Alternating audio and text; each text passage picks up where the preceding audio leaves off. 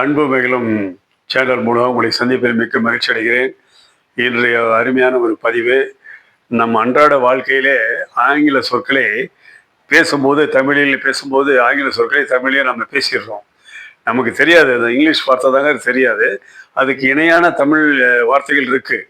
இதெல்லாம் அப்படி பார்த்தீங்கன்னா தான் இந்த மாதிரி இப்படியெல்லாம் நம்ம பேசிட்டு இருக்கிறோம், இங்கிலீஷ் வேர்டை இப்படியெல்லாம் நம்ம பயன்படுத்திட்டு இருக்கிறோங்கிற உணர்வு உங்களுக்கு வரும். அந்த மாதிரி வரும்போது அந்த இணையான அந்த இங்கிலீஷ் வேர்ட்ஸ், அதாவது ஆங்கில சொற்களுக்கு இணையான தமிழ் சொற்கள் இருக்கு.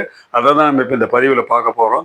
வாங்க பார்க்கலாம். பார்த்தீங்கன்னா சைக்கிள், மிதிவண்டி, ரயில், புகைவண்டி, பஸ், பேருந்து, மினி பஸ், சிற்றுந்து, டீ, தேநீர், காஃபி, குழம்பி, டிவி, தொலைக்காட்சி, டெலிஃபோன், தொலைபேசி, செல்போன், கைபேசி, சேர், நாற்காலி, டேபிள், மேஜை, இங்க், மை அல்லது அச்சுமை, டீச்சர், ஆசிரியை, ஸ்கூல், பள்ளிக்கூடம், காலேஜ், கல்லூரி, பார்க், பூங்கா, வாட்ச், கடிகாரம், டிரைவர், ஓட்டுநர், கண்டக்டர், நடத்துனர், ஸ்கேல், அளவுகோல், சிசர், கத்திரிக்கோள், கேலண்டர், நாட்காட்டி, கர்ச்சீப், கைக்குட்டை, டாக்டர், மருத்துவர், நர்ஸ், செவிலியர்.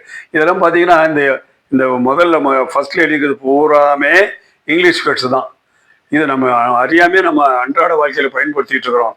அதனால தமிழுடைய சிறப்பானதை நம்ம இது மாதிரி கொண்டுட்டு வரணும்னாக்கா இந்த சொற்களை எல்லாம் எந்த இடத்துல இப்போ சைக்கிள்னா மிதிவண்டின்னு சொல்லணும், டாக்டர்னாக்கா மருத்துவரை பார்க்க போறோம்னு சொல்லணும், நர்ஸ்னா செவிலியர் பார்க்க போறோம்னு சொல்லணும். அப்படி சொல்லி பழகும்போது என்ன ஆகுன்னு கேட்டீங்கன்னா நம்ம அறியாமலேயே அந்த அந்த ஆங்கில சொற்களை இணையான தமிழ் சொற்களை பயன்படுத்தலாம். இந்த மாதிரி நம்ம பயன்படுத்தணும்னா நம்மளுடைய தமிழ் மொழியினுடைய சிறப்பானது மேலே மேலே உயரும். தமிழ் என்றைக்கு நிலைத்திருக்கும். அதை தான் இந்த இடத்துல நான் சொல்ல கடமைப்பட்டிருக்கேன்.